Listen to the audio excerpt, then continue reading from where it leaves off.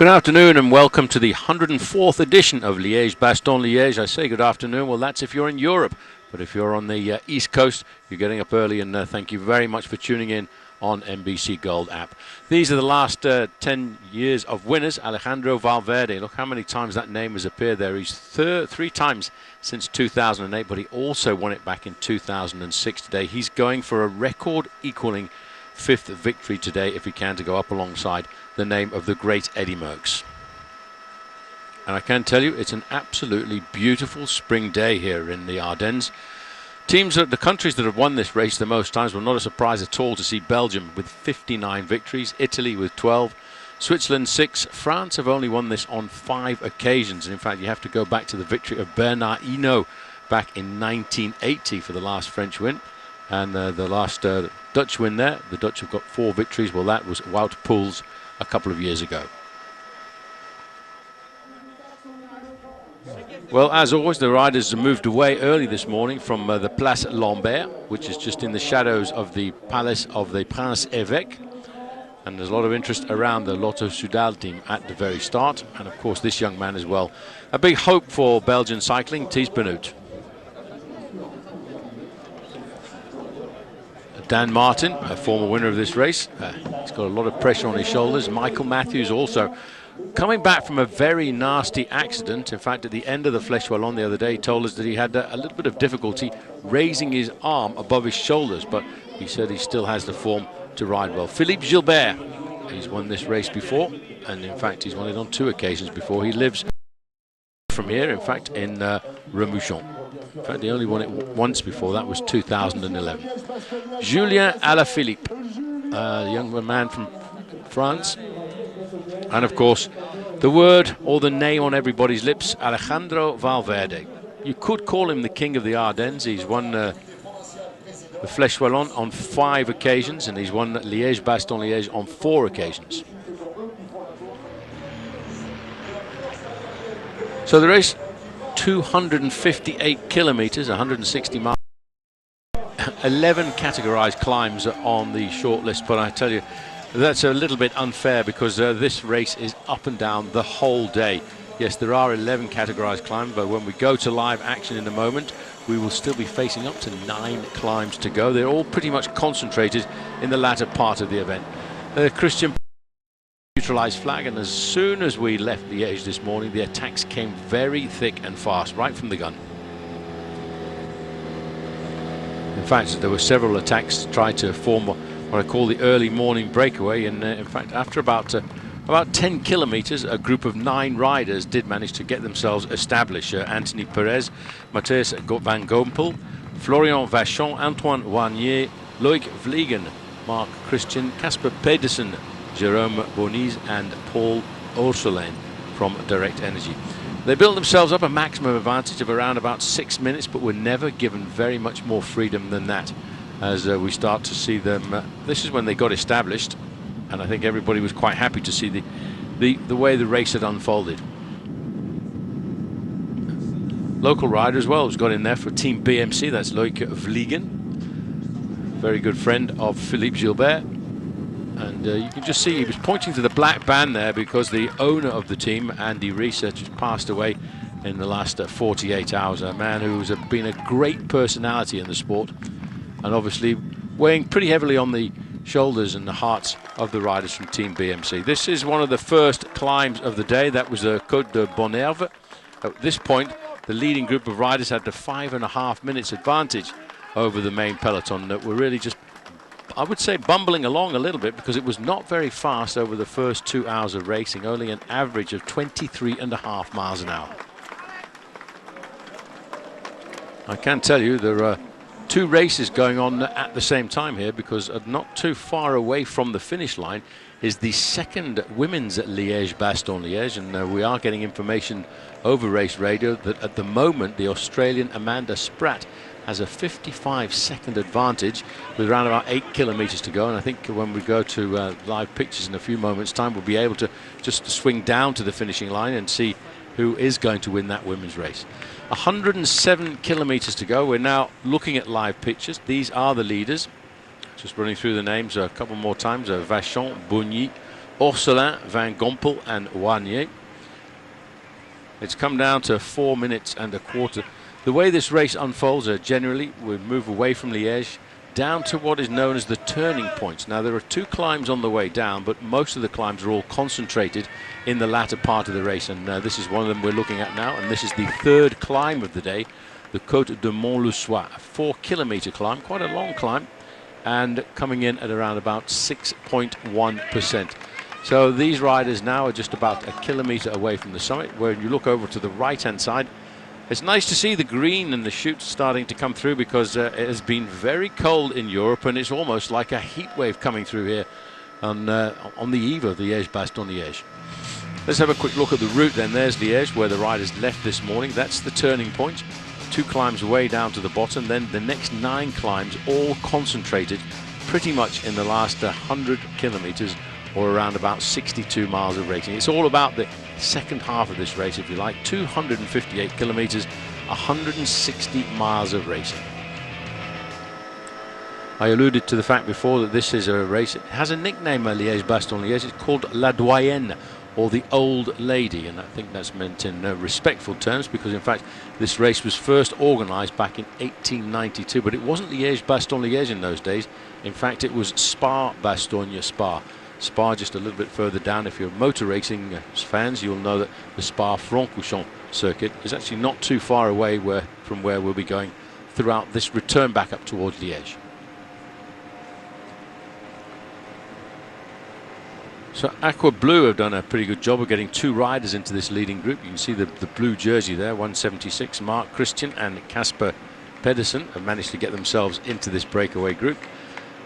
None of the major big teams have actually put a rider into the breakaway group. We've got Cofidis represented, Spoor Vlaanderen, Fortuneo, WB Aqua Project, BMC. That might be the cleverest move there for Team BMC to get a rider into the break early on.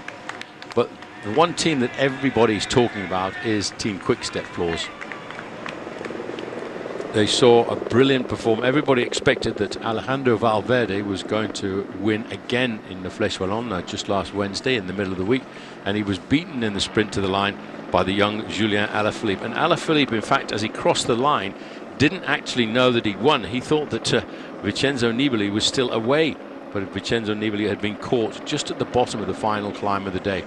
It is interesting to see here that UAE, United Arab Emirates, are doing a lot of pacemaking on the front. I'm just looking over to the right-hand side now. Now that looks to me like the shape of Amanda Spratt. And now this is the finish of the women's race. It's only the second running of Liège-Bastogne-Liège for women. It was run off over 136 kilometers, and the last 36 kilometers identical to the race route of the men. The women going over the Côte de la Redoute, the Côte de la Roche-au-Faucon, and in fact it was on the Côte de la Roche-au-Faucon that Amanda Spratt actually made her move. In fact, that's not Amanda Spratt. Now that is rather interesting, because the race radio through the whole time had mentioned it was Amanda Spratt, but this is in fact Anna van der Breggen. Now this is going to be an amazing win here for Anna van der Breggen. She must have caught and passed her own teammate, who had an extremely big advantage. And as you can see, this is, if you remember the Olympic Games back in 2016, just looking a little bit further back, there is Amanda Spratt. So she must have been caught and passed on the running down towards the finishing line by Anna van der Breggen. Olympic champion. Now this is Ashley Moolman, the South African, coming up towards the line now in that white jersey with the South African national bands on it. Well, it really has sorted them out, these final couple of climbs. After they went over the Côte de la Roche-au-Faucon, which came at 19 kilometers to go to the finish, it was then over the Côte de Saint-Nicolas. So this is the big sweeper now. There's the remnants of the group. That's the group that first of all Amanda Spratt jumped away from, and then Anna van der Breggen. This is into the finishing straight. It's a dress rehearsals for many of the other riders, and the Mitchelton Scott rider trying to come up through there, in fact, is Annemiek van Vleuten. And if you remember her very dramatic crash in the 2016 Olympic Games in Rio de Janeiro, she's going to take third place, and right behind her, Ashley Moolman is going to take fourth.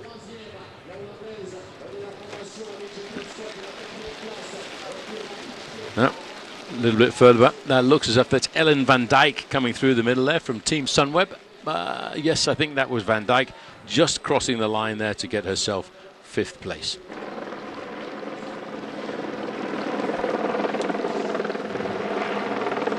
Well, that was very well timed, I have to say, by Anna van der Breggen. The last time check we got off the radio was that Amanda Spratt was leading by 55 seconds. That all must have changed because we're actually getting race information from the men's race, and every now and again a little bit of information is trickling through to us to let us know what's happening or what was happening in the women's event. Now, about 63 miles to go to the finish. We've got around about 2 3/4 hours of racing.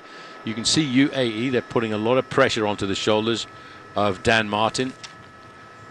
You have to go back to 2013 when Dan Martin got himself the victory. He was going for a second victory in 2014 when he crashed into the final corner.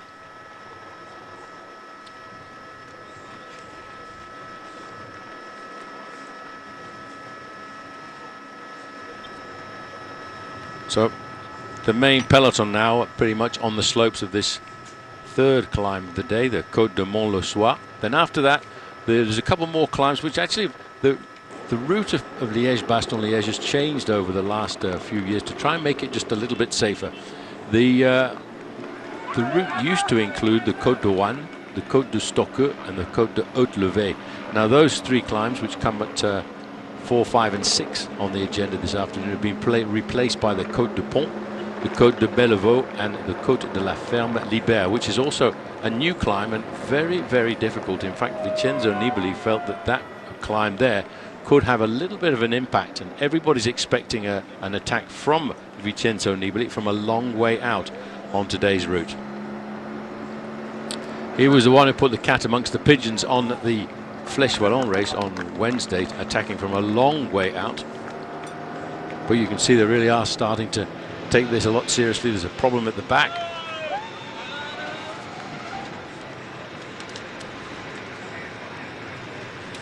In fact, that was, I think it was Cavana. There's the summit of the Côte de la Mont-le-Soir. And I just caught a quick glimpse there of Steve Cummings. Sorry about the little bit of picture breakup every now and again. It's still a very large peloton. It's 102 kilometers to go. There's Steve Cummings, 163, just sitting at the back, the British national road race and time trial champion.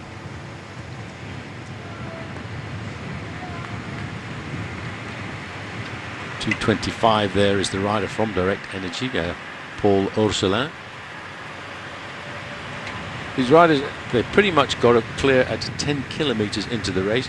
As soon as it got to the 6-minute margin, in fact it was Team Quickstep and UAE who came to the front to try and peg the gap. I think a lot of riders have been very concerned this year with the reduction of the team sizes from 8 down to 7 in these one-day classics, because they're always lacking a little bit of firepower down towards the end, and they're concerned about not being able to chase down a large breakaway gap.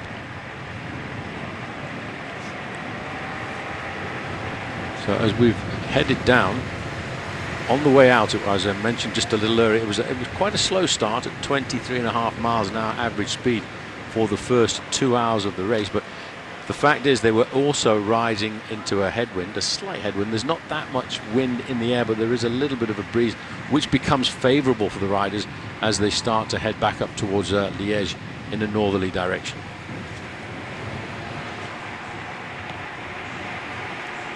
Once we get now into the heart of the Ardennes, we actually rode, Bastogne is in the province of Luxembourg, not the Duchy of Luxembourg, but the province of Luxembourg, and we're now heading back into the province of Liège.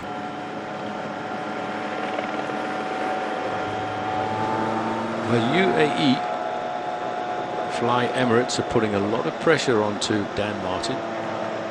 Dan Martin has always ridden extremely well in this race, and I think he would certainly like to try and get a big victory under his belt. I think he's had a little bit of a difficult season so far, trying to move across to a new squad. But obviously, when you look at the way the team are riding here, it's all for Dan Martin on a day like this. Here's Rory Sutherland sitting up there in 3rd position. after 38 years of age, Rory Sutherland. He's the tall rider from UAE who's just slipped down into third place. Another man to look out for today. You might just have spotted the black and white jerseys coming to the front. Team Sunweb, well, their man Michael Matthews is riding, despite coming back from a very nasty injury. He actually rode exceptionally well just a couple of days ago in the Flèche Wallonne race.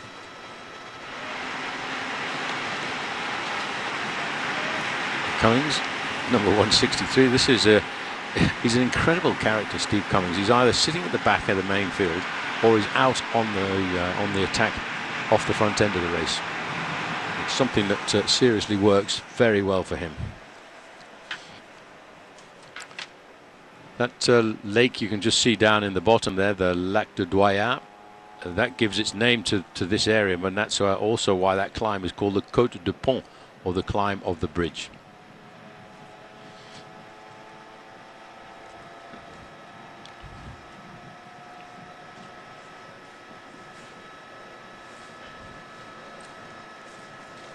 Well, at the moment, if you think about the king of Liège, Bastogne Liège, you have to think about the great Eddy Merckx. 5 victories, 1 second place and 1 third place.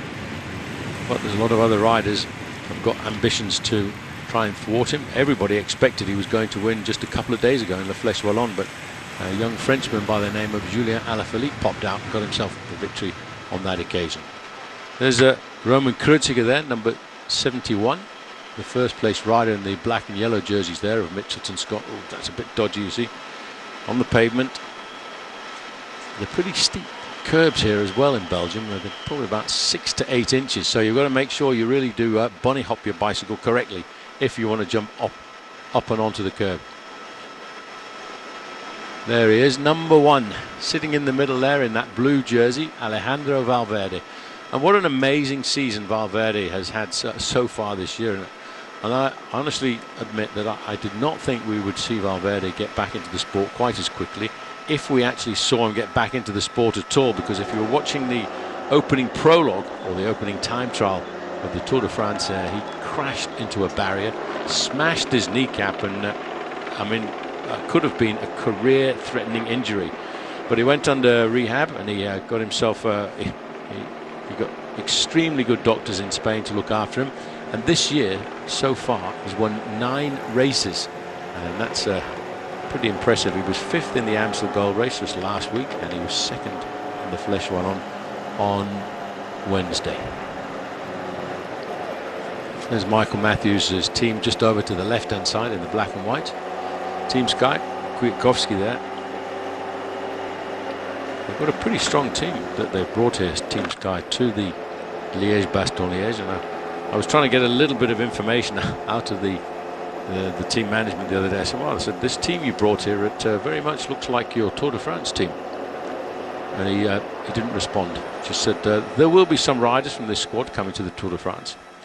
The team that they've got is Wout Poels, Theo Gegenhardt, Sergio Henao, Vasil Kirienka, Mikhail Kwiatkowski, Geraint Thomas, and a new young kid, Lucas Wizinowski.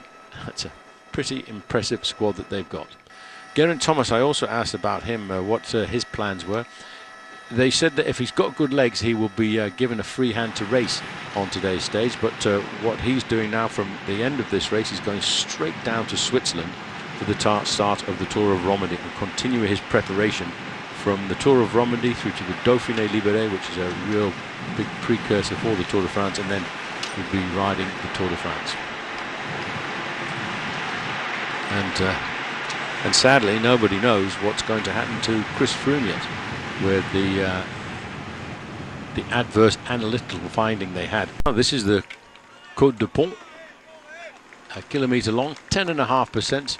Beautiful roads for riding about, maybe not great roads for racing on, because although, as I said earlier, we've got 11 categorized climbs, there's a lot more climbing than really has been registered.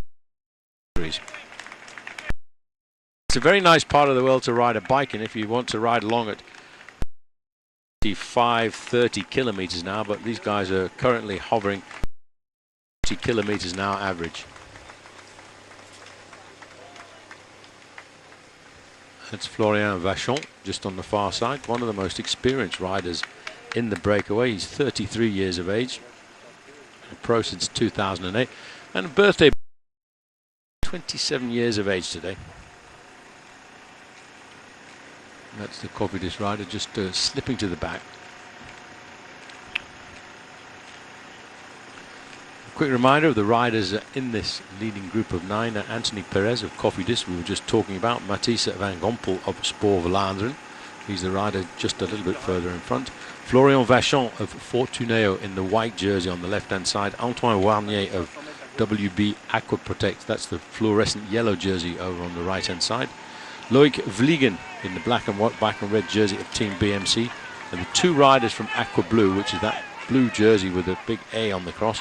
That's Mark Christian and Casper Pedersen. Jérôme Bonny is in there as well for Wanty Goubert, and Paul Orselin from Direct Energy. The gap's coming down, and this is very often the way it progresses in a race like the Liège-Bastogne-Liège. The breakaway gets clear, and there's somebody actually trying to get clear off the front end of the group here to get themselves. There's a €500 prize for the first rider over the top of the climbs.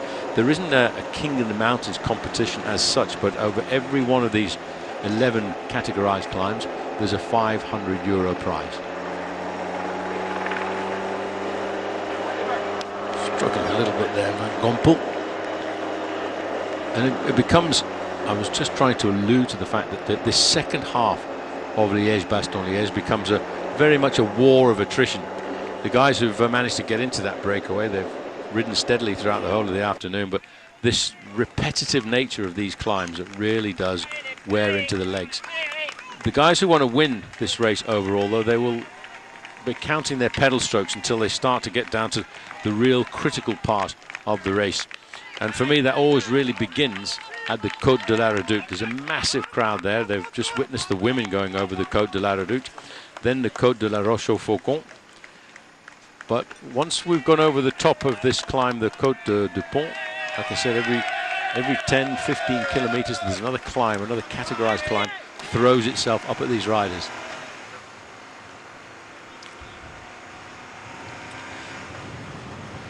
Well, it was the Frenchman, Paul Orselin, who went over the top of that climb in first place. Today really gives us a reflection of spring in Northern Europe, because I have to say, just a couple of days ago, it was very, very cold. And what we've seen now, and it's also a reflection of what the weather, the changeable weather that you can get down here in the Ardennes. You can be riding in 20, 25 degrees Celsius, 70 to 75 degrees Fahrenheit. Then the next day it's raining, and that's actually what's forecast for tomorrow. So I think the organisers of Liège-Bastogne-Liège can breathe a sigh of relief. In fact, a little earlier on, just before we came on air, there was a little afternoon shower here which dampened the road.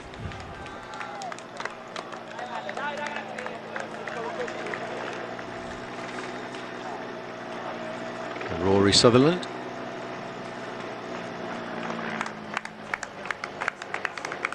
He's only 6 years of age, Sutherland, on the right-hand side there, but after a long stint with Team Movistar, where he was an excellent team helper, Team Domestique, he moved across here to UAE.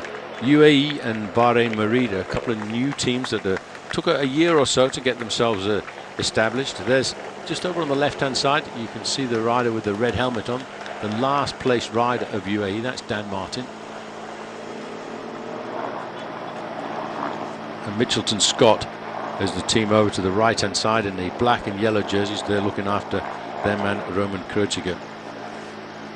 As a point of interest, there's a lot of English-speaking riders represented in this year's Liège-Bastogne-Liège. 8 riders from the United States, 7 riders from Australia, 5 from Great Britain, 2 from Ireland, 2 from South Africa, 2 from New Zealand, and 2 Canadians.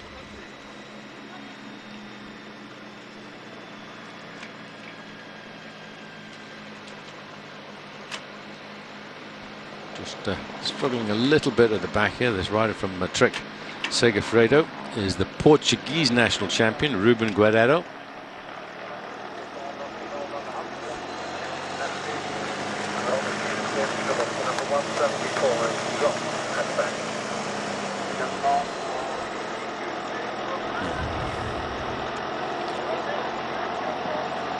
Just see a little bit further back, sort of third or fourth row of teams, and that is Team Movistar, packed all around Alejandro Valverde.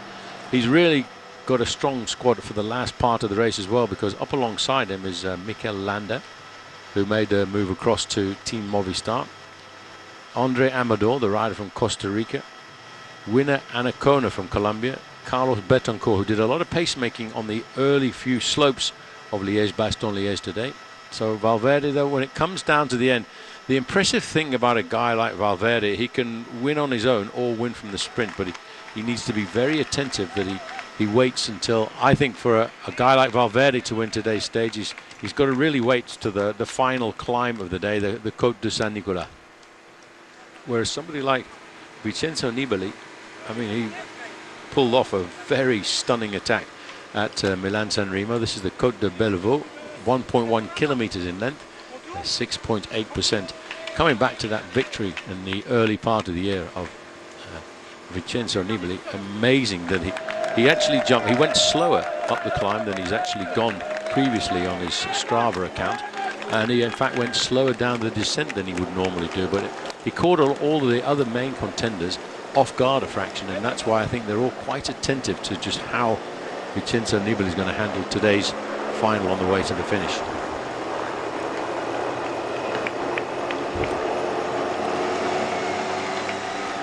Well, that's about 54 miles to go to the finish. We must be looking at inside of 2 hours of racing now. You can just see from the flags on the left and right hand side of the road, the riders are picking up a slight cross tailwind. That's going to make them ride up these little inclines with a little bit more ease. First time in a while it's actually gone inside of 4 minutes there.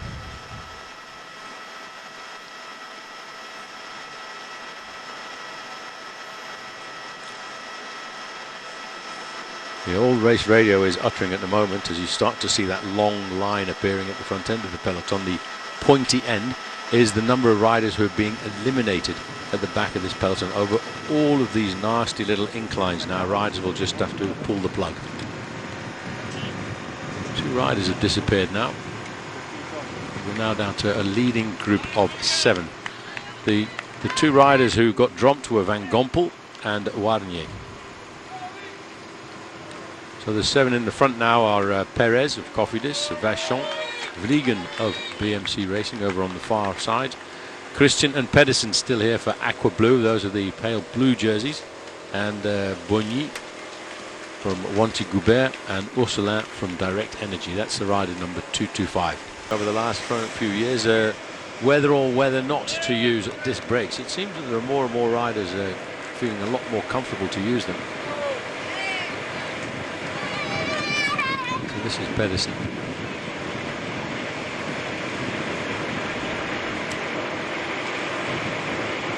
On a stage in the Tour of Denmark last year, and he was also European under 23 road racing champion, so he's got a pretty handy pedigree right behind him. Beautiful part of the Ardennes now as we start to head and making a fair trail now towards Remouchon. Remouchon is where everybody starts to get themselves into position to make the big assault on the Côte de la Redoute, Malmedy.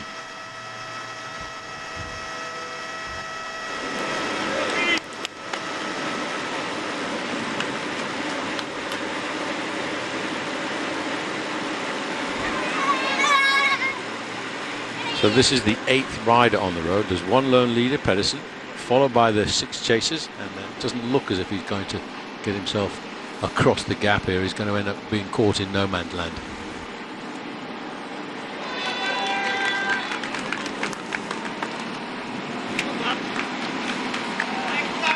It's beautiful to see these Ardennes towns are looking quite so sunlit. It can be dark and dreary in the Ardennes in springtime.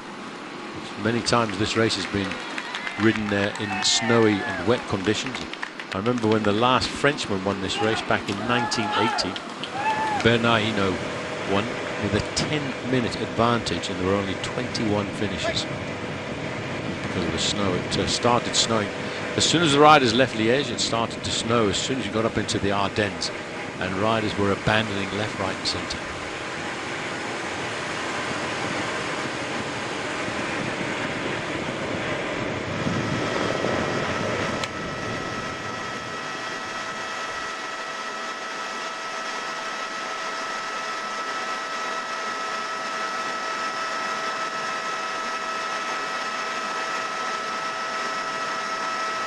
Malmedy is pretty much where I was starting to talk about a little earlier, where the riders make their north-northwesterly. There's the Cathedral of Saint-Pierre, a slate roof, you can see that, with in fact lead and copper on the top of the belfries.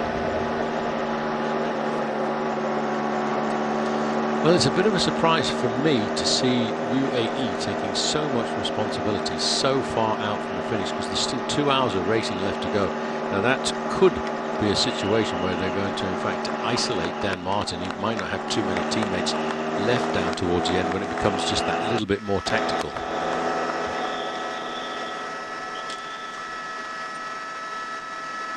There are plenty of spa towns around here as well. Obviously the most famous one is Spa, which is just down the road from the Spa-Francorchamps motor racing circuit.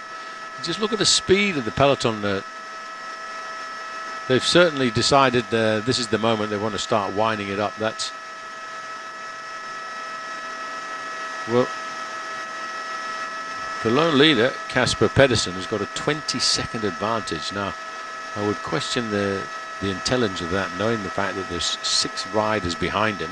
He did jump away to get himself that small monetary prize over the top of that King of the Mountains. Look at the flags though to the right hand side. That is probably why the riders in the main field have decided they want to start chasing so far out from the finish, because a breakaway group with a tailwind can be extremely dangerous, because it gives them a good push towards the finishing line.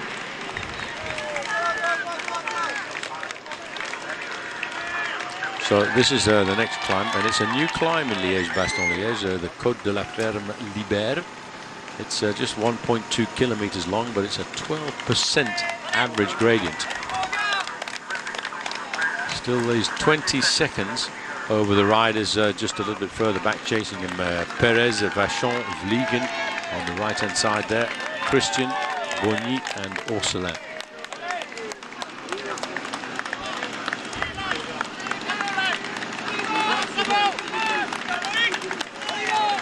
Well, another team I was able to chat to before the presentations yesterday afternoon in the Place Lambert was Team BMC. They've got a man in the break there, just over on the left-hand side. Now he got in the break fairly early on. He's a rider from this region of Belgium, Liege of Liege. They said there's only one overall leader for them as far as they're concerned, and it's Dylan Toons. But Damiano Caruso and Alessandro Di Marchi, who are two very good breakaway specialists, will be looking to try and get into a move a long way out from the finish, so at around about 40 to 45 kilometers to go. So that's the team tactics on board Team BMC. Well, they have lost one rider already. We did hear of the abandon of Alberto Bettiol.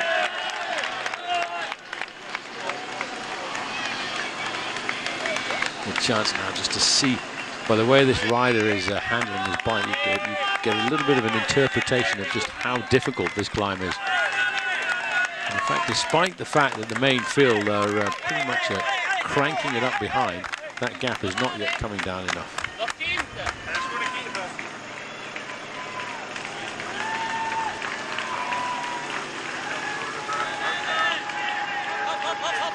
Well, he's lost another 5 seconds of his advantage over the chasers. So in fact, if they were just to peek around, well, there he is.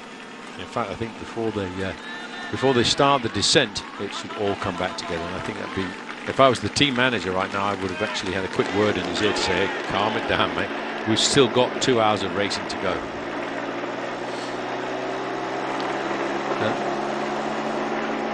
A little bit of nervousness in the main peloton now. That's because they're about to approach the Côte de la Ferme Libère, and Vincenzo Nibali said this climb could not necessarily be where you win something like Liège-Bastogne Liège, but it'll have a. I mean, if you just look at the way these riders are going at this climb, it's 12.5% is the average gradient, but it's a lot more than that here.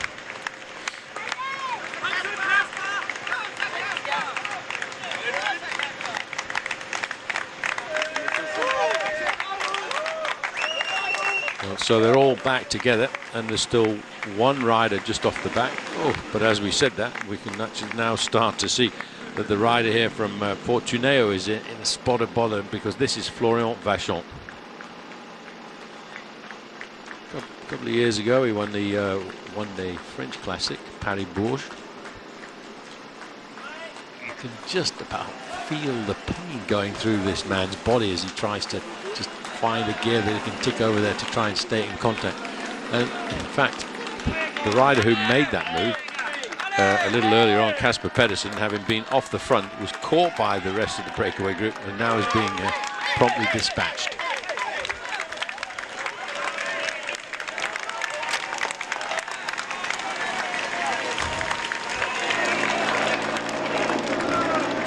There's Theo Gegenhardt on the front in the white. Right on his wheel, Michael Kwiatkowski.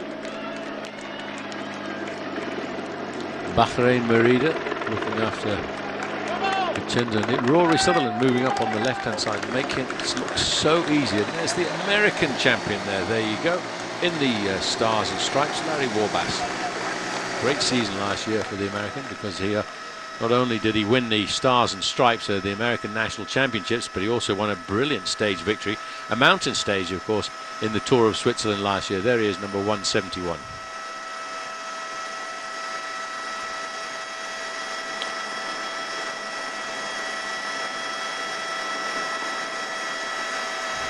Lives in Dearborn, Michigan these days. Although originally he's from Michigan.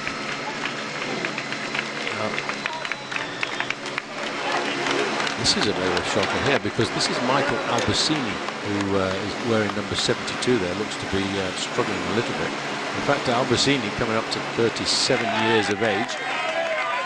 He's a rider who last year was 7th in Liège-Bastogne-Liège, 5th in the Flèche Wallonne. He's finished 2nd in Liège-Bastogne-Liège in the past, but I didn't like the way he was struggling at the back of that group.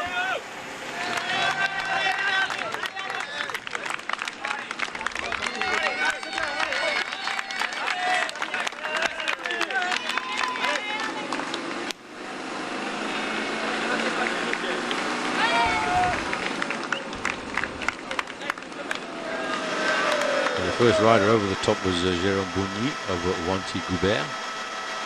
And this part of Belgium is also pretty much renowned for its mountain biking. That was the bike park over there for at the top of the climb of the Ferme Libert. In fact, on the way down, the very famous Mountain Bike World Cup was in Houffalaise.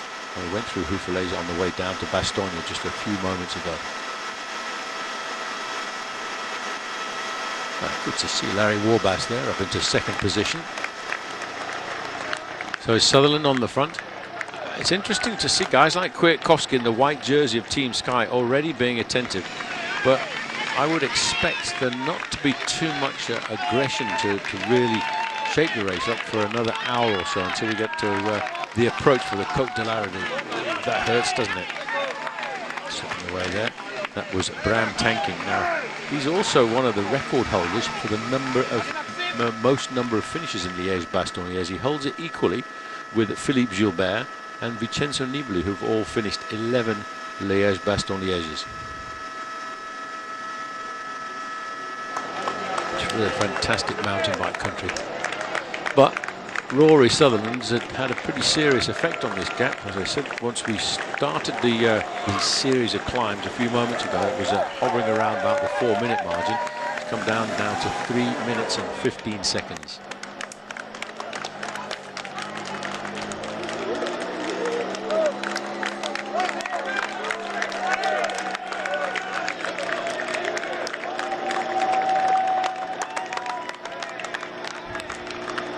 So just that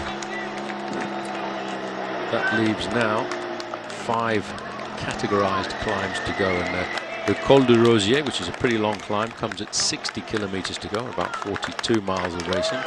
The Col de Maquisard that comes at 47 kilometers to go, and then they'll start to be very attentive once we hit the climb, or the approach to the climb, at 36 kilometers to go, and that is the Côte de la Redoute. These are the 2 chasers. Pedersen there made the move once he went over that climb a couple of climbs ago and attacked on the descent. And I can see there that you can almost read the disgust from the rider from Fortuneo there, Florian Vachon.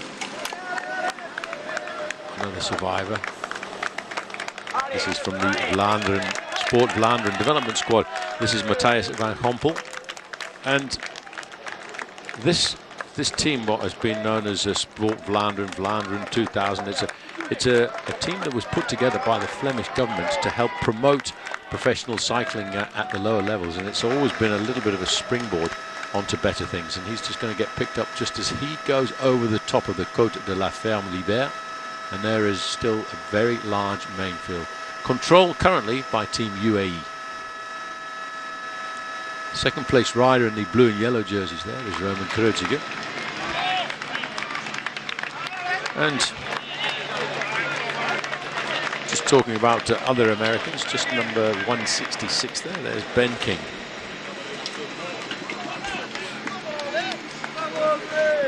Well, from only having one American representative in Paris-Roubaix a couple of weeks ago, who in fact, let's not forget, to put a fine performance to get inside the top 10, Taylor Finney. This event has 8 Americans represented.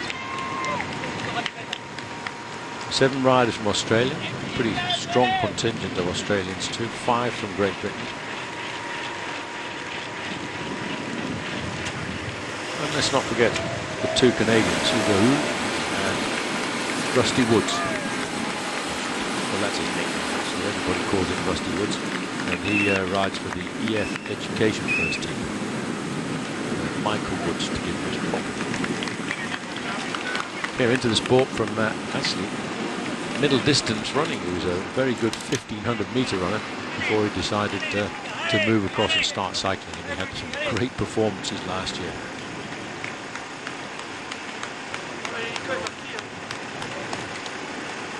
So we're down to 5 riders now in this league, 3.5 minutes over the main field. The other riders who are with them slowly but surely getting picked up by the big peloton. Before the peloton have not yet really started to wind up.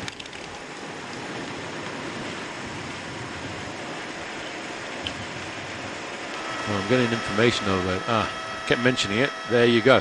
There is the Spa-Francorchamps motor racing circuit. And it was also the home to a victory of one of the great Mexican riders, going way back to the days of 7-Eleven, Raúl Alcalá.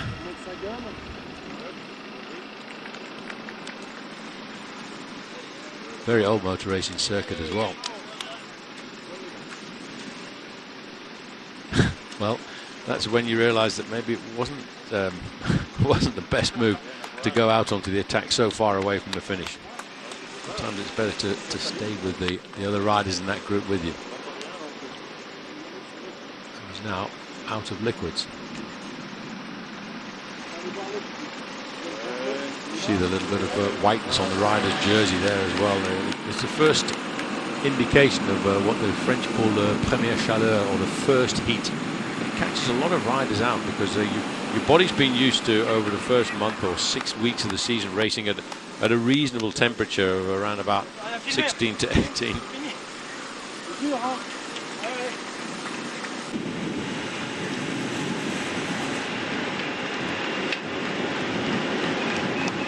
Just gone inside of 40 miles to go. And just gone, ooh, a little bit of a problem negotiating that corner. And that was the corner for Vachon as he came around for his start of the Col de Rosier.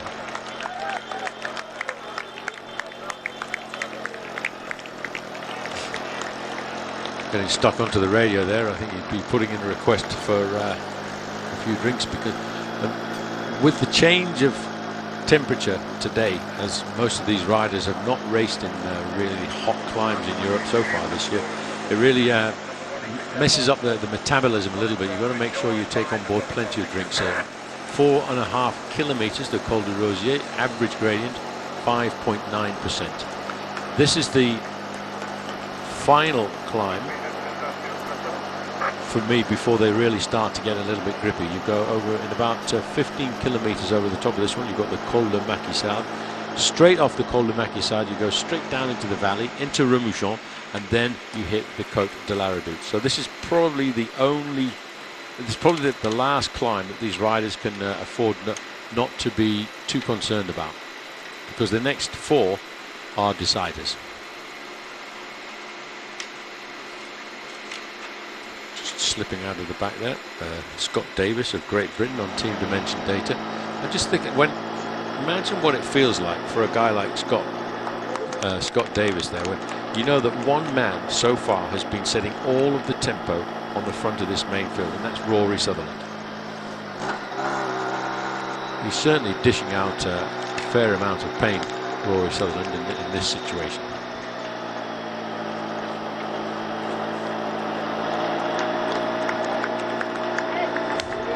Been a national road race champion in Australia and finished second in the time trial championships of Australia on 2 occasions. Been a pro since 2002. Just turned 36 early on this year. That's a Kevin Le Danois. Also, you know, you can look at a rider's shoulders. When you start to see the shoulders sagging in the middle like that, that's the indication that the lights are about to go out. Just notice Dan Martin eating. Another thing with a race like this, when you're going up and down all of the time and lots of twists and curves, it's very easy, even for a seasoned professional, to forget to eat. You've got to kind of get it into your mind to be taking on board food every 10 to 15 minutes. The old adage as a professional cyclist is you're supposed to drink before you get thirsty and eat before you get hungry.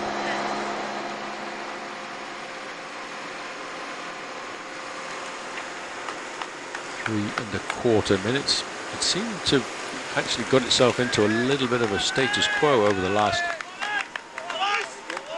really pretty much over the last 30 kilometers, because it's not really gone down much more.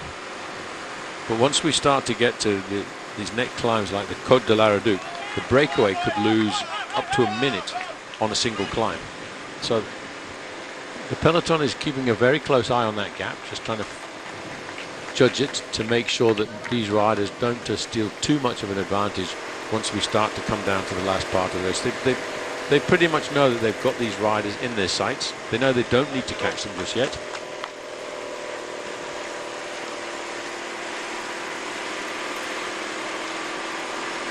In fact, we're now down to 4 riders.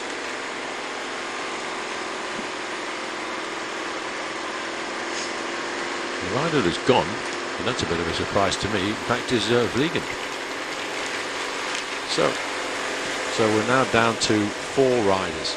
Again, as I said probably about an hour ago, this race now is coming into the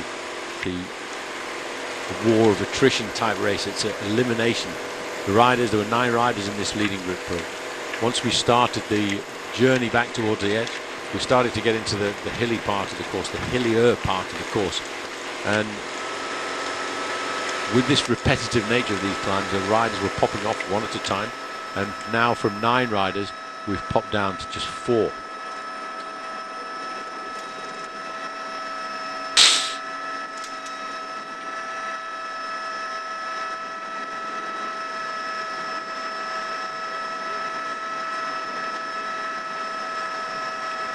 The team not really mentioned too much about. I can just see a lot of the Astana riders are also riding pretty well together. I wasn't able to catch up with Astana yesterday, but they've had a pretty impressive season. Jakob Fuglsang rode very well last week. Michael Valgren, what a brilliant start to the year Michael Valgren's had. He got himself the victory a week ago in the Amstel Gold Race, but started it off with a win in the Het Nieuwsblad when he took on when his team were really exceptionally aggressive.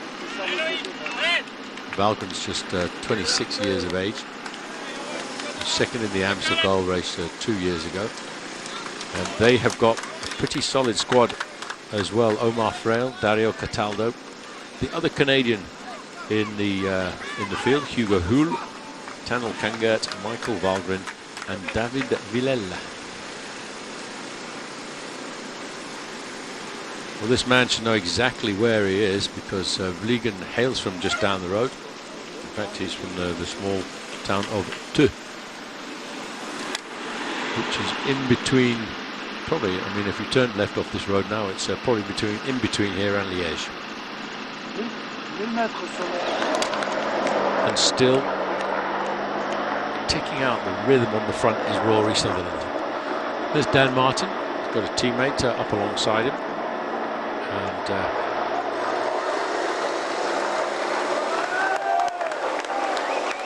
they're putting some serious pressure onto Dan Martin. He obviously is feeling pretty good. He had a tough start to the year with Paris-Nice, where he was expected to be the leader of his team when he came through there. He didn't have really too much to write home about so far this year, but last year he was second in Flèche-Wallonne and second in Liege, Bastogne Liege, before finishing 6th overall in the Tour. And if you remember, he went down in that very dramatic crash that took out Richie Porte. And eventually, when he got to the finish of the Tour, it was discovered he had a fractured vertebrae.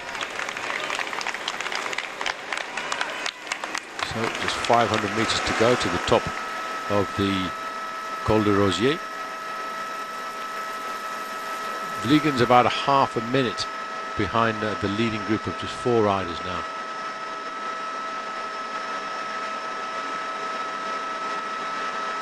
This is the time when you really got to be patient. This is such a hard race.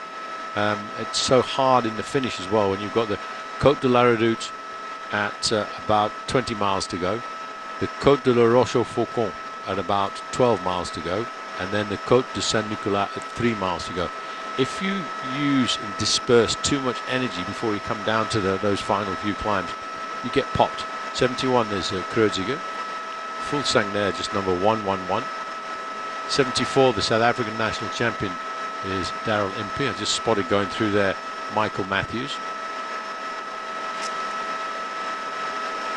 131, Rudy Mollard. There's the Spanish national champion in the red and yellow jersey. That's Jesus Herrada. You might just have caught a glimpse there of Steve Cummings sitting at the back there. Cummings comfortably just sitting on the back. Riders are getting dropped all of the time, but he just managed to pop onto the back there and holds his position on the tail end of the main peloton.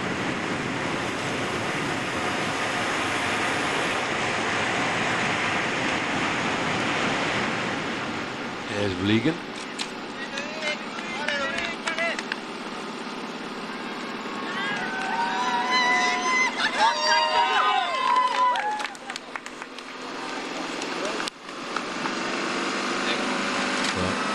Better part of valor now, I would have to say, for Vliegen is to just sit up and wait for the main field. He had a pretty good ride in the early part of this year, though, because he finished 5th in the Dubai Tour, 5th overall. He's a young rider on the squad. He's just 24 years of age. He actually started as an apprentice on Team BMC Racing back in 2014 and joined the team halfway through 2015.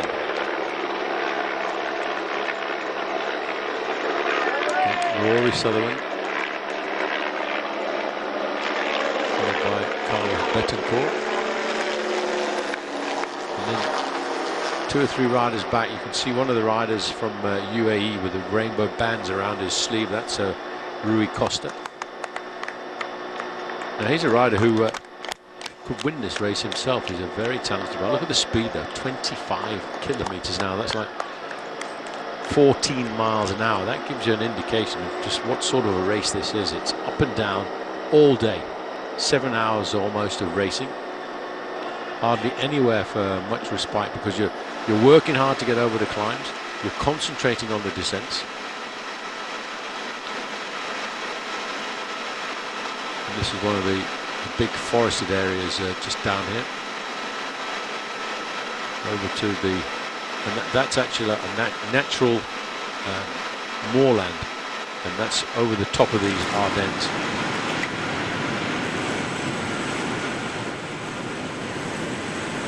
These guys, now that they've been reduced in numbers, now down to just around about 4 riders, still 3¼ minutes the advantage. They're now starting to pick up the pace. They've got the advantage of having got down towards Bastogne for what I call the turning point of this race. It's almost an out and back race, if you like. And they have now picked up a slightly advantageous tailwind, reflected by the speedo there. 63 kilometers now. That's about 40 miles an hour. And if you get into a breakaway and you get a tailwind on the run to the finish, it's almost as if you're having a little bit of a rest. There's nothing better than riding a bike with a tailwind.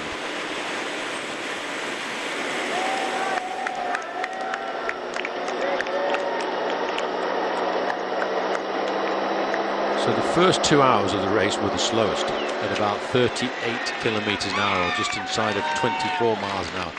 But the next 2 hours of racing have both been run off at an average of 25 miles an hour. So it is speeding up, it is toughening up, but still it's a question of waiting and biding your time to be in the right place at the right time when you come down to the approach to Remouchon, which is a beautiful little holiday town right alongside the river. You go across the river left and right, and then through a narrow little gap between some houses, and then boom, straight in front of you is the Côte de la Route. There's number 11 just at the top of the screen there, Dan Martin. Jakob Fuglsang over the right hand side, 111. Quick glimpse there, number 31. It's actually Tom Dumoulin. He's a teammate of Michael Matthews, winner last year of the Giro d'Italia.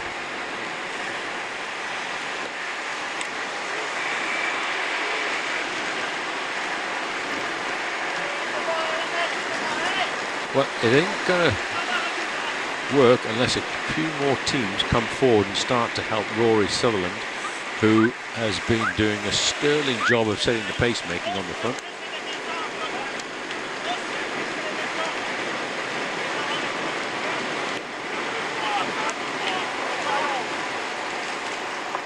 Well, there you go. You see that there is sometimes there's a communication between the riders in the breakaway like this, because they've realised now that the gap is not coming down quite so much.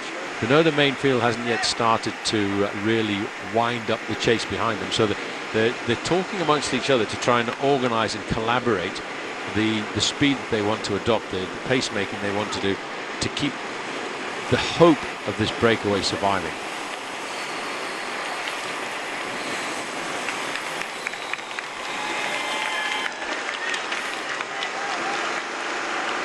Certainly have picked up the pace. Now that they've picked up that little bit of a favourable wind, it's crept up to around about the 40 miles an hour. But about 5 kilometres or so, there will be coming to the fourth climb from the Elm, the Col de Maquisard, which is a 2.5 kilometre climb. And then once they go over the top of that, from the top of the Maquisard, there's only 10 kilometres to the top of the Côte de la Redoute. So the main field, I think we'll start to see a little bit of a winding up of the pace in the group behind. And they're coming down to the last 30 miles of racing now. It's going to take them around about an hour and 15 minutes. It's a bit lumpy on the way here, from here to the finish. We've got 4 climbs remaining. With the leading group of 4 now, we've just started the Col de Maquisard. Next at the Côte de la Redoute, then the Côte de la Rochefaucon, or the Rock of the Falcons, and the Côte de Saint-Nicolas. Now that, I mean, it's only a kilometre long, the Côte de Saint-Nicolas, but it's a beast when you've been on the bike for 6 hours and something, and you've got to go up this climb, which is an average of 8.6%, but once you get to the top, it peaks out at 12 and 14%. It's a 3-minute violent effort at the end of a 6.5 hour race.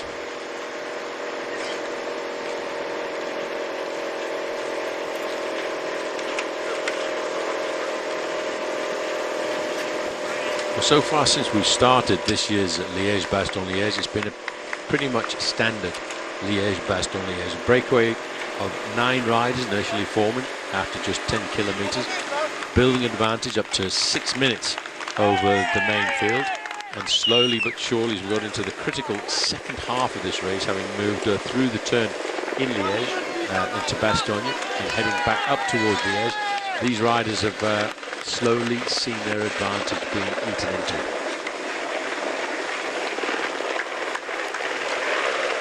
So Aqua Blue, that's Mark Christian, the British rider on Aqua Blue there, 172. Frenchman on Direct Energy. Oh. Just having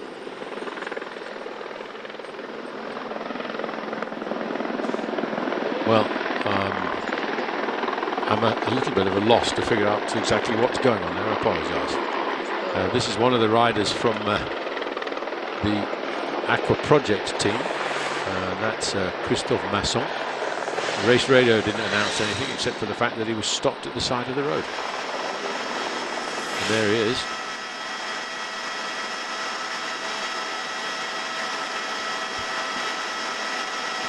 Oh well. And as always, at moments like this, the race radio has gone very silent. So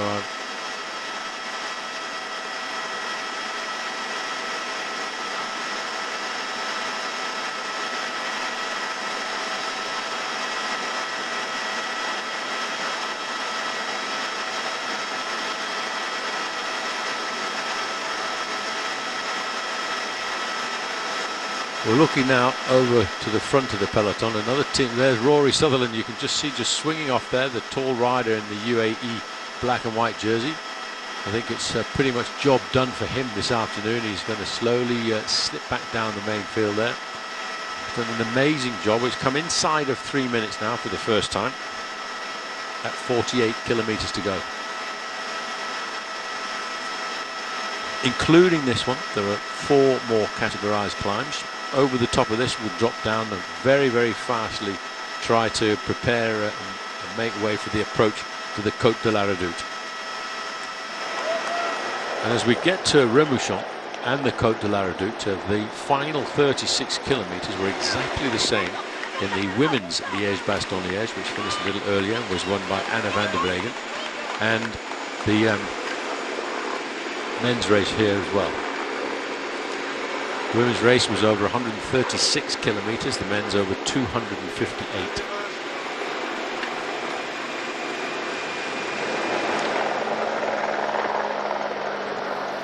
Kirienka is the rider on the right hand side, behind him Kwiatkowski, behind him Geraint Thomas. We've caught a quick glimpse of one of the other Sunweb riders in there, Sam Oman.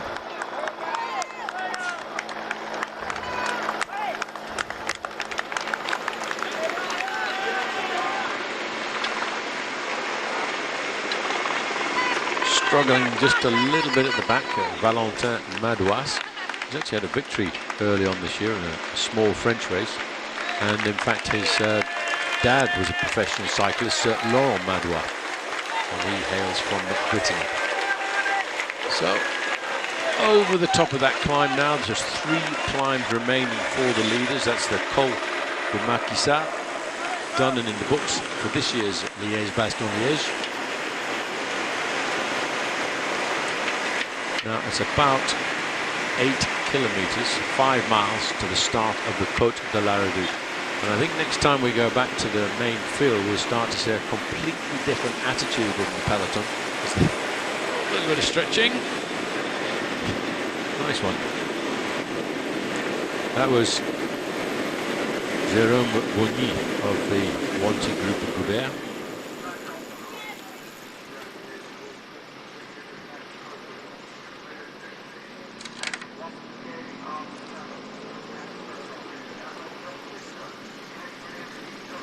Oh, the crash. Here's another crash. This is at the back, Direct Energy. And it was number 222, Grelier went down there, and a rider from Cofidis. And the Cofidis rider who went down there looks like Danny Navarro.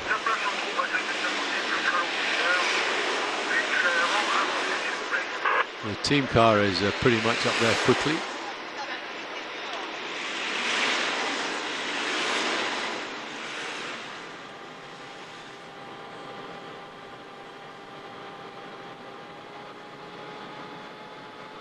Oh, he was right in the middle of the main field there. You just saw it was the Cofidis rider went down first.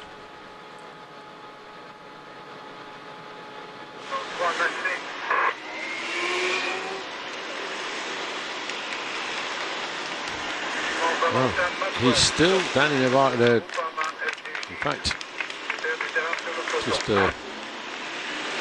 looking at this, he's obviously going to put the team bike onto the top of the team car. That's an indication that he's likely to retire. Number 1 there, just over on the right-hand side, Alejandro Valverde. As a professional bike rider, Valverde has won almost everything there is to win. More than 140 professional races, but he has said that he would very much like to join the legendary Eddy Merckx if he can at the end of today with 5 victories. But everybody in this race knows that this is a race that Valverde loves. This is a race that Valverde has the attributes to win at the end of the day, and there'll be a lot of people trying to make sure that he doesn't make it win number 5. Turned professional back in 2002, Valverde.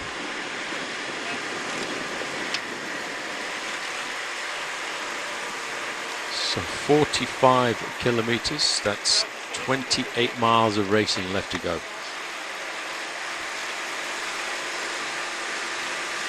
So it's come down to 2:40. I think we'll see a good 40 to 50 seconds sliced off that once we go over the slopes of the Côte de la Redoute.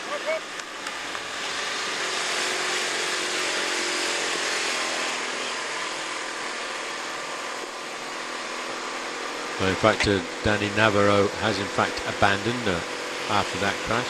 It's just been announced over race radio.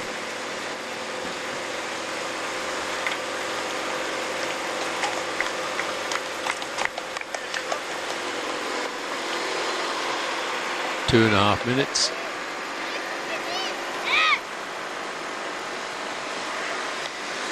The summit of the Côte de la Redoute is at 36 kilometers to go to the finish. So the start of the climb is at 38 kilometers, so 7 kilometers away from Remouchon.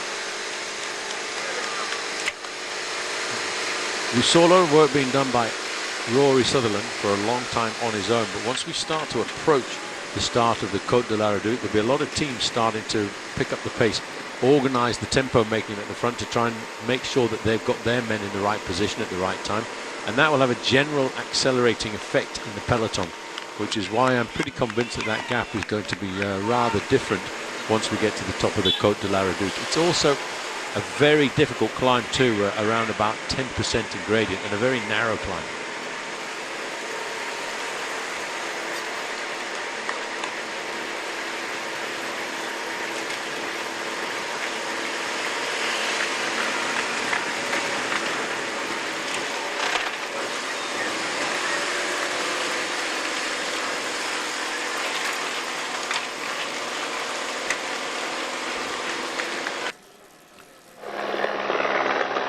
There's Liege, just looking around. It's not going to be very long before he gets picked up by the main field. 2.5 minutes, the gap between the leading group of 4 riders. Talking about the monuments, I was talking about the monuments of cycling, the one-day monuments, Milan-San Remo, Tour of Flanders, Paris-Roubaix, Liege, Bastogne, Liege, and of course the Tour of Lombardy. Philippe Gilbert has won 4 monuments throughout his career, Liege, Bastogne Liège in 2011, Tour of Flanders in 2017, and the Tour of Lombardy in 2009 and 10. He's always said that one of the biggest dreams of his career would be to win one of each of the great monuments.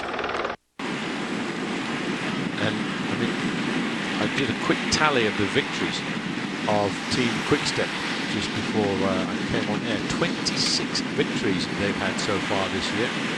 And they've coined the hashtag the Wolf Pack, which they reckon is because they live together as a family. They are a family, and they never leave anybody behind, and they hunt together. Well, I wonder who they're going to hunt for today. One man they might have to hunt down, of course, is Alejandro Valverde.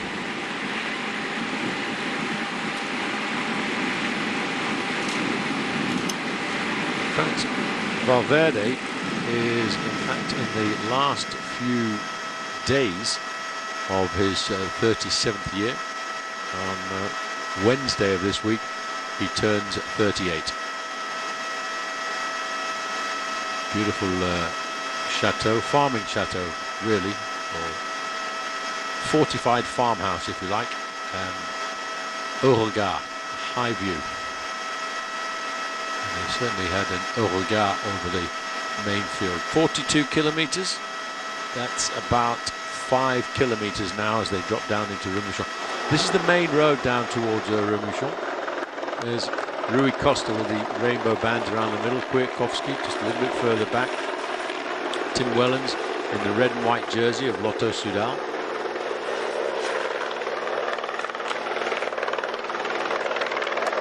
I haven't actually seen very much of Vincenzo Nibali so far in this race, but I know he knows this race very well, although he says it's changed a lot. He hasn't ridden Liege, Bastogne, Liege for a couple of years, and he says it's completely changed from when he raced it, definitely because of the moving around of those climbs I talked about a little earlier on, climbs like Stokke, Côte d'Ouane and the Haute Levée.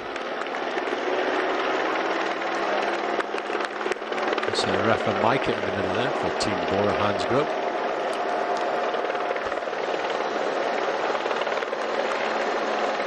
Also coming up now, Trek Segafredo.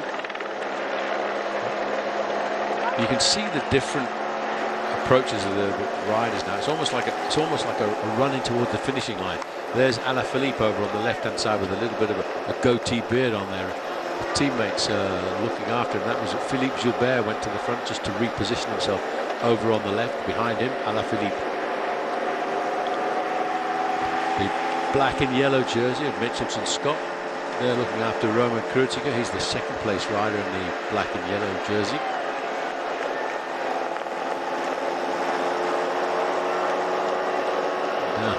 Having said that, I hadn't spotted Vincenzo Nibali very much during the course of this race. He's now moved up into 4th position of that line of dark red jerseys, Bahrain Merida. It's Kreuziger on the right-hand side. Oh, these are nervous moments. You can just also see the concentration there. Just going to the back. Very fast part of the road, this. Oh, that's... Well, I'm not sure exactly how he lost the route there, but that rider shooting off there, in fact, was Pavel Kochikov. Movistar in the pale blue jerseys with the M on it in the middle. Geraint Thomas in the white and pale blue jersey of Sky there. He's got locked onto his wheel, Kwiatkowski. Well, that just goes to confirm exactly what Team Sky said to me yesterday before the team presentation, that this race was for Michael Kwiatkowski. He's already won a monument himself. He was a winner a couple of years ago of Milano Sanremo, the first opening monument of the year. You can see the speed now. They've not really eaten much into that advantage. They've knocked about 25 seconds off it. Geraint Thomas just cruising up over to the right hand side, trying to sit on his wheel is his teammate number 25, Michael Kwiatkowski.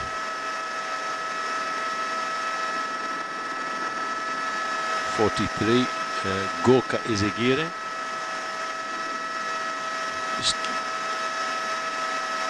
hard to see from this height, but I can tell you I know this road very well as we drop down towards Rumouchon. They're probably touching close to 70 kilometers now going down there, which is about 70 kilometers an hour. Well, that's probably going to be touching, you know, not far off 40 miles an hour. That's the finishing line, and get a quick glimpse of it because you won't be seeing that from next year's onwards. This is the little bridge I was telling you about. There's the river of Rumouchon. Over the bridge, turn left, turn right, a narrow little street, and then after you've gone through this narrow street here of Remouchon, you open out into the fields, and right in front of you, like a wall in front of you, is the Côte de la Redoute. The big advantage for these riders, see how narrow the road is now. For them, they don't have to worry about fighting for position when you're in a breakaway group like this. You just keep ploughing along. You don't have to take the extra risks. There is Remouchon in the distance. The gap between the leading 4 riders now 2 minutes and 3 seconds. Started it all, started the aggression. That was Philippe Gilbert, number 53.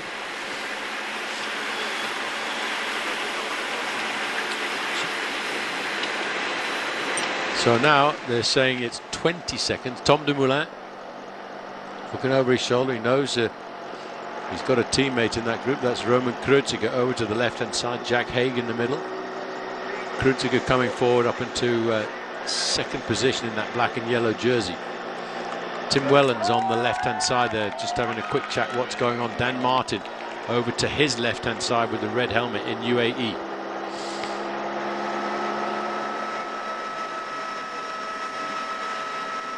Dan Martin, very astute rider, Dan Martin. He can feel the matching of all of these riders and said, right, I can't allow 20-second advantage right now. But he was covered immediately by, it looked like a rider from Sunweb. Another group of riders there, just 5 riders, slightly tailed off. The Spanish champion, Jesus Herrada. Wellens. Dan Martin puts his head down a fraction. It's Julien Alaphilippe in the blue jersey coming across. He's not going to collaborate with these riders. He's on the defensive. He's got a teammate off the front with a 20-second advantage. That's Bob Jungels. Bala coming across there in the pale blue. That is Alejandro Valverde. Alaphilippe, he knows he's got a teammate ahead. He's not going to do anything to chase down his teammate. He will force these other riders with him. He's in the driving seat, if you like. He can sit in the slipstream, doesn't have to do any pacemaking.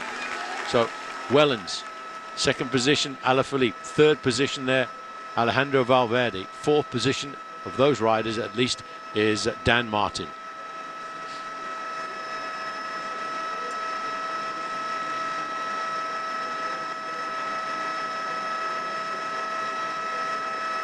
Just coming across there, that was Yellow Venendez, the other rider from Lotto Soudal.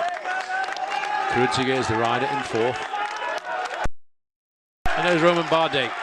Well, I did throw his name up, I conjured his name up just a little while back, and that's the important thing about a race like Liège-Bastogne-Liège. You've got to hide for 6 hours. You've got to stay in the main field, conserve as much energy as possible for this last part of the race, and so he is there in the mix, the Frenchman Romain Bardet. Tom Dumoulin. Well, just coming up through this group of riders, Pozzo Vivo is in this group. There's Dylan Toons, the BMC rider, just scuttling to stay in contact on the back.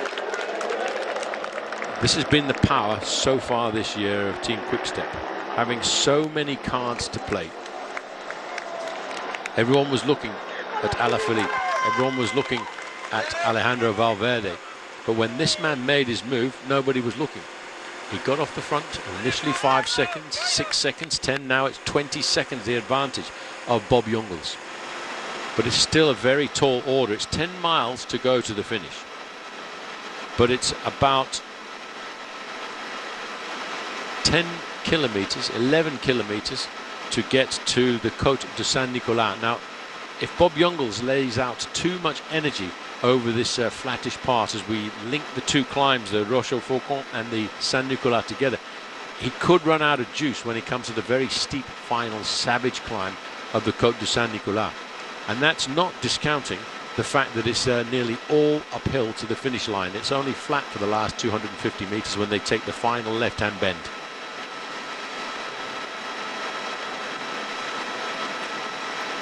Well, the Côte de la Roche-au-Faucon has once again had a few words to say about sorting out the men from the boys. This is the top of the climb, just turning right. And now Dan Martin again, look at that.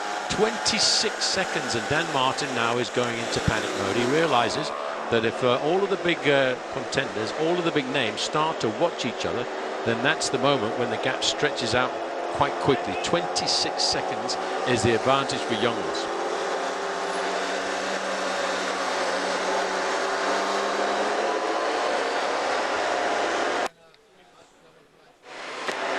That was Wellens and Dan Martin. Here is the lone leader. Hasn't had a win so far this year, but he did finish 5th overall in the Tour of the Algarve in February.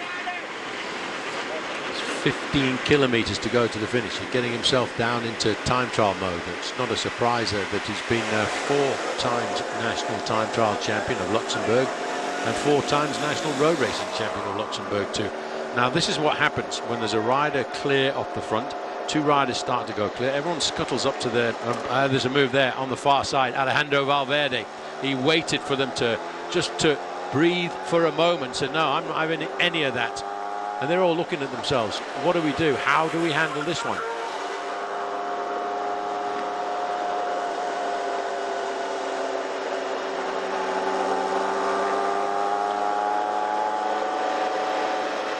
Valverde has no fear. He knows exactly when he can make a move. He knows exactly how to get every last little bit out of his body, and still knows that he can stay in contact if it comes down to a sprint. In a couple of days' time, he's going to turn 38 years of age. There he is.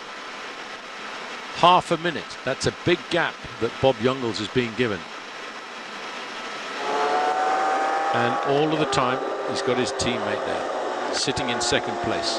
Julien Alaphilippe, a winner at the Flèche Wallonne just a couple of days ago on Wednesday of last week.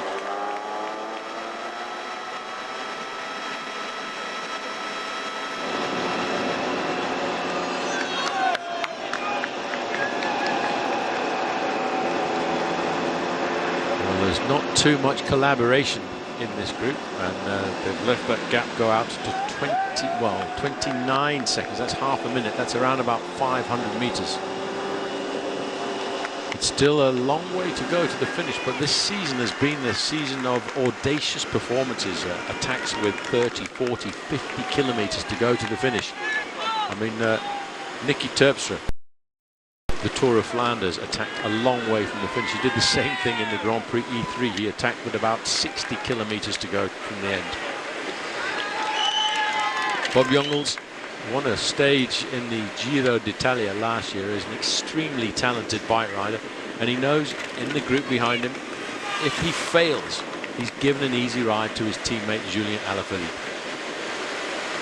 Not the most picturesque part of Liège, but in fact that's one of the reasons why since the contract with the city of Ans expired, why the mayor of Liège has decided to take this race back downtown, because Liège is a beautiful city nowadays. It went through some hard times years gone by when the coal and steel industry went belly up and put a lot of people out of work. But since then, downtown has been renovated. It's a real tourist hub. Dan Martin goes again over there, and it's Tom Dumoulin just chasing him down. Dan Martin, he knows they can't sit around, because the gap, look at the gap now, it's 35 seconds. Tom Dumoulin needs to come to the point now where he's going to have to sacrifice himself for one of his teammates. I didn't see Michael Matthews in that group. 36 seconds. Now it's Astana.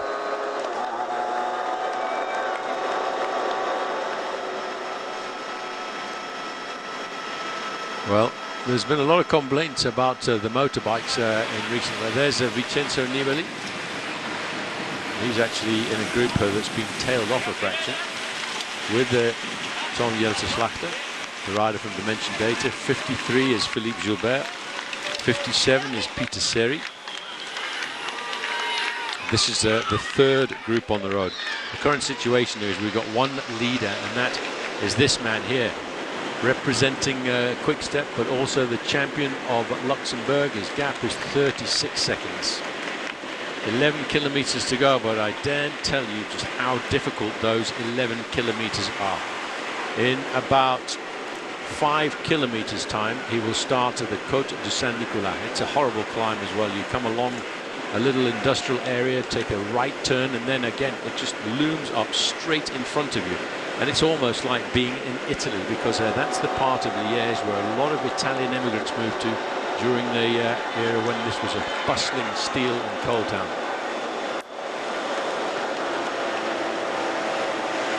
Well, just keeps coming back to me what Brian Home, the team manager and the advisor to Team Quickstep Floor, says. That he said, taking no prisoners, we're going for the race, we're taking it full on. When they did that so far, they set this one up perfectly, and they've got the power of numbers just sitting there. Julien Alaphilippe, they can't drag him to the finish, so what do?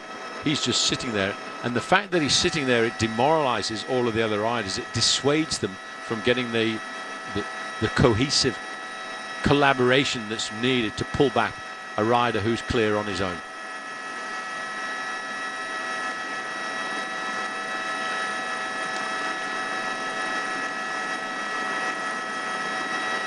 Looking back through the winners of this race, Luxembourger has won this race in the past. That was back in 2009, and that was Andy Schleck.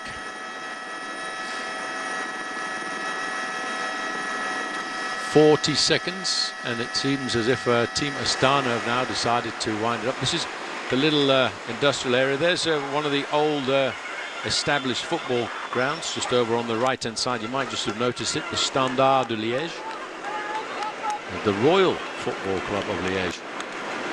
Right, this is over the river, just over to the right hand side. There is the Meuse. If you would take a boat going in the direction that we're looking at, in about 25 miles you'd come to Holland. Ouch. Fast, fast, fast. He is 2.5 kilometers sweeping now away from the Standard de Liège. There it is. Great football club, the Stade Maurice Dufresne, nestled in there right against the river Meuse or the Maas, depending on which language you prefer to speak. The Meuse in French and the Maas in Dutch. Oh, that is quite a big gap.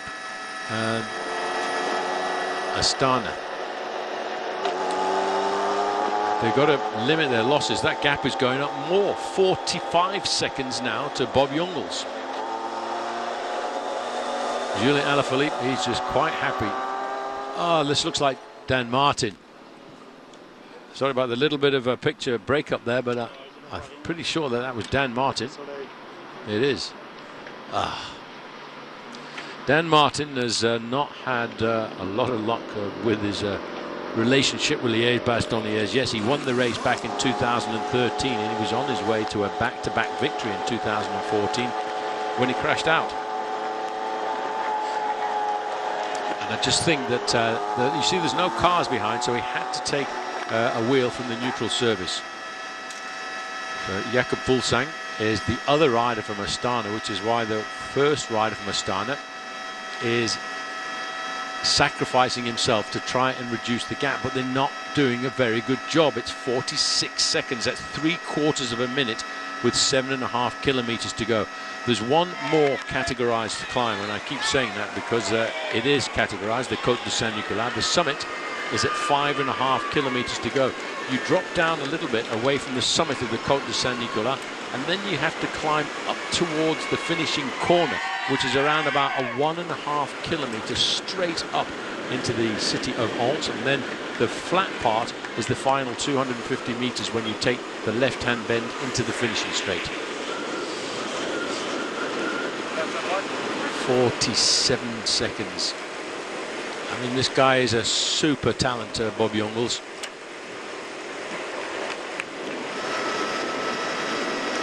He was best young rider in the Giro d'Italia last year, finished 6th overall in 2016. In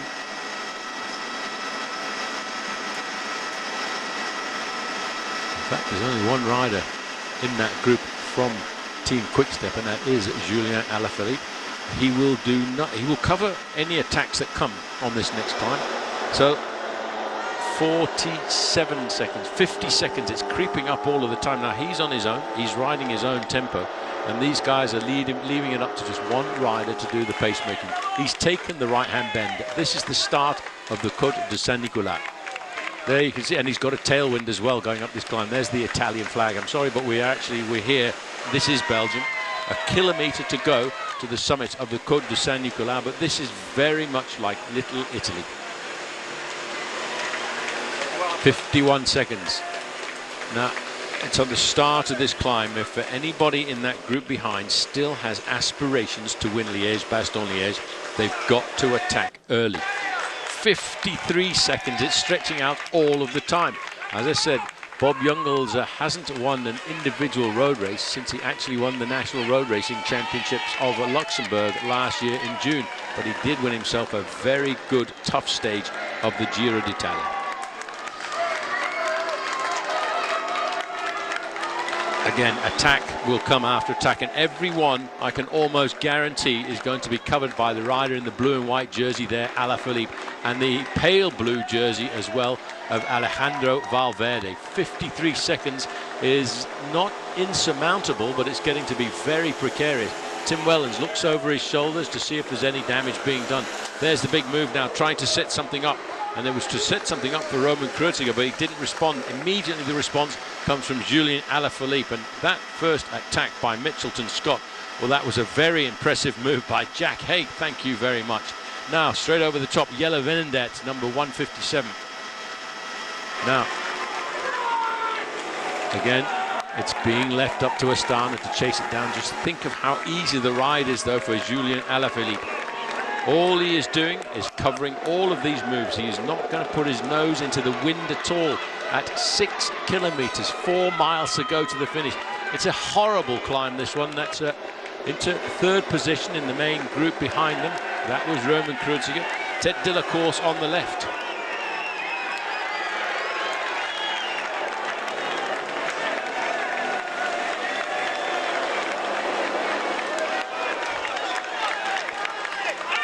Jongels, his time is now starting to tumble. That's because of all of the effort that he's had to put in since he jumped away over the top of the Côte de la Roche-au-Faucon. But all he has to do is hope to hang on to 30 seconds over the top of this climb, and then it's a question of time trialing. So this is Venendaert. Jelle Venendaert. Now you can see that's again EF Education First making the move.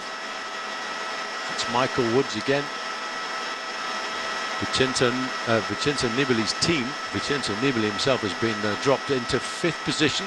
In the white and brown jersey there is Romain Bardet. Comfortably in 3rd position is Julien Alaphilippe, just sitting there. The race referees here are trying to get all the motorbikes and all of the cameramen out of this gap to try and keep it as sterile as possible. They're saying that it's 25 seconds to Jelle Venendaert. Now, this is a guy who's spent an awful lot of his career looking after the team and dedicating himself to the team. He's not very often been given the chance to ride as a solo rider. Jongels is over the top of the Côte de Saint-Nicolas. 3rd position there is Alaphilippe. 4th position in the white jersey with the Colombian bands around the middle, Sergio Henao. Number 93 is David Formolo. The rider in there is Domenico Pozzovivo for Bahrain Merida. Bardet just getting onto the back of Sergio Henao.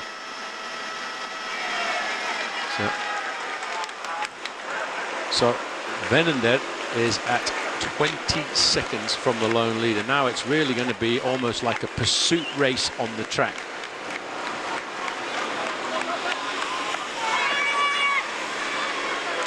He's just got to calm himself down now and just try and get back into that rhythm. That climb really took the stuffing out of him.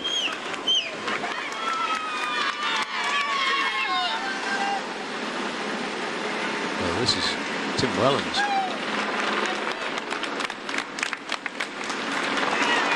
Well, Jelle Venendaert, 33 years of age, won a stage in the Tour de France, in mountain stage in the Tour de France back in 2011. Bala, Alejandro Valverde. You see, so attentive. He saw the little split going. He saw that Julien Alaphilippe had made the counter-attack, and he felt that that was too dangerous to allow to go clear. It's David Formolo from Bora Hansgrohe, number 93. When it looks a little bit dangerous, when it looks a bit precarious, Alaphilippe is not going to collaborate. If there's any chance he could get across a gap without eating into the advantage of his teammate up the road there, he will do it.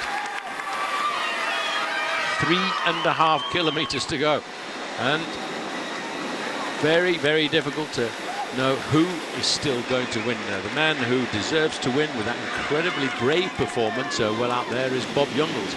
But was the move made too far from the finish line? That's Domenico Pozzovivo sitting on the back there. It's Michael Woods, Education First, just in front of him. Romain Bardet. Now into Ans, 3 kilometers. Now, that's why I always talk about Liege, Bastogne, Liege only categorizing 11 climbs, because if we can just swing around, this is all up and down, it's all false flats, and once he gets to 1.5 kilometers to go, for me it's a veritable wall after 6.5 hours of racing. Venendaert is at 25 seconds. There's about 200 meters separating these two riders. Velender was third. Well, there's Bardet. Romain Bardet has seen this as a great opportunity. The French have not won this race since 1980. And on that occasion, it was Bernard Hinault got himself the victory. All back together. Kreuziger is number 71. Alejandro Valverde is number 1. Behind Valverde, Julien Alaphilippe. A couple more riders have scuttled away there. Looks like the pink sleeves of Education First.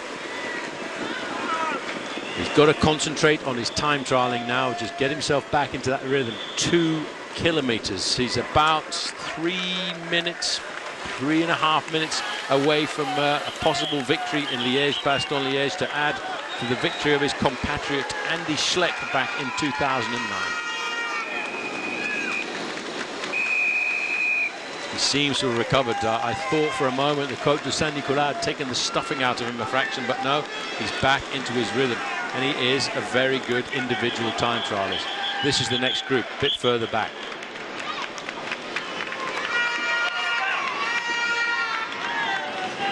This is the point when everybody's looking at each other. You know, I'm not going to work, you're not going to work, and there's one person who will definitely not work, and that's number 51, Julien Alaphilippe. So there it is, confirmation from Education First. The Canadian who is in this race, there's only 2 Canadians in the race, Michael Woods, and he's got himself into that move. That is the 2nd place rider on the road, the Jelle Wenendert, and they may well just get the junction to him. It's 34 seconds between this man and the chaser behind him, Jelle Wenendert. Now this is what I was talking about. You're not going to tell me that this is flat. There is the Flamme Rouge, the red kite, indicating 1,000 meters to go to the finish. In fact, as far as I'm concerned, he's got about 750 meters to go to the finish, because once he gets to the top of this climb, he swings into the last 250 meters, which is pan flat up to the finishing line here. Wenendert looks to me as if he's hit the wall a fraction there. He started to eat into that advantage when he made the move initially, but now he's got stuck. Bardet, Michael Woods, they're in 3rd and 4th position on the road. There's Jack Haig on the front, number 73, followed, always shadowed by Julien Alaphilippe. Domenico Pozzovivo is in 3rd place. Then it's Romain Kreuziger. That's the relationship between everybody. Bardet, turning out to be a fine racer, this man who's finished in 2nd place in the Tour. And he had said he's finished 6th in Liège, Bastogne Liège in the past. And he knows he's got to give everything to pull back that rider in front of him. But I don't think they're going to see Bob Jungels again in this race. You see, this is the moment when you start to think about, oh, you know, got to save a bit for the sprint, got to try and make sure I get onto the podium. But Jack Haig is doing a fantastic job there for Mitchelton Scott. He's the rider on the front. He is burying himself, turning himself inside out, and all the time just sitting there. Alaphilippe, happy as can be. His team has won 26 races so far this year. Number 37, that was Sam Oomen. This is the man who leads the race. This is the rider from Luxembourg, from the Wolfpack. Hashtag the Wolfpack. Quick Step Floors. The most successful team on the international circuit so far this year, and this is about to be for him the left-hand bend into the finishing straight.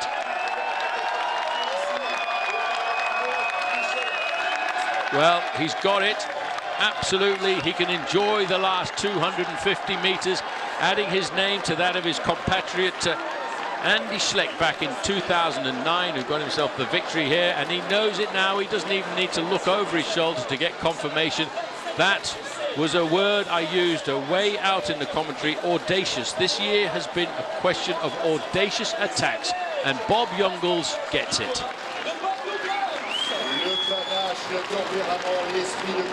So Bardet, they've caught Jelle Wenendert, and there is Michael Woods. And Bardet looks over his shoulder. Now they've got to accelerate pretty quickly.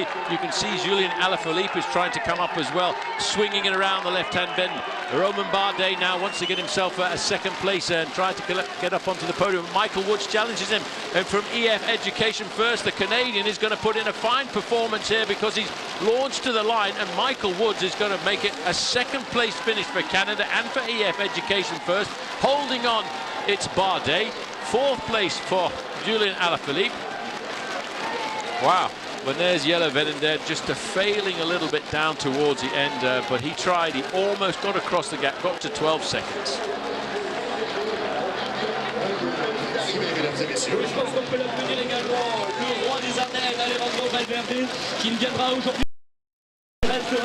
À 4 succès, on peut applaudir tous ces champions.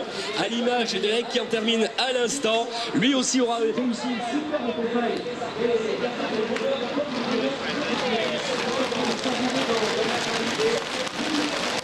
Well,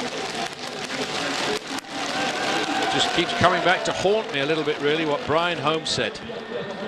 This was the best team he felt they'd ever put together for Liège, Bastogne Liège, and first and fourth in La Doyenne, the oldest of the classic, the old lady, Liège, Bastogne Liège.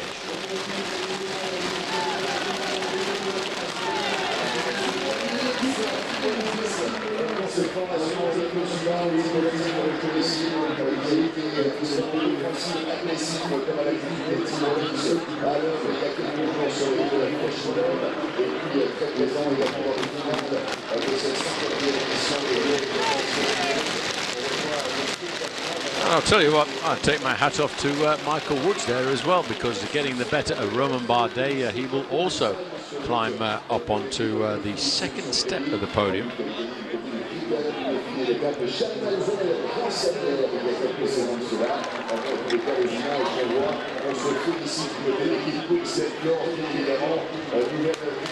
Very, very impressive performance by Bob Jungels and, of course, Julien Alaphilippe.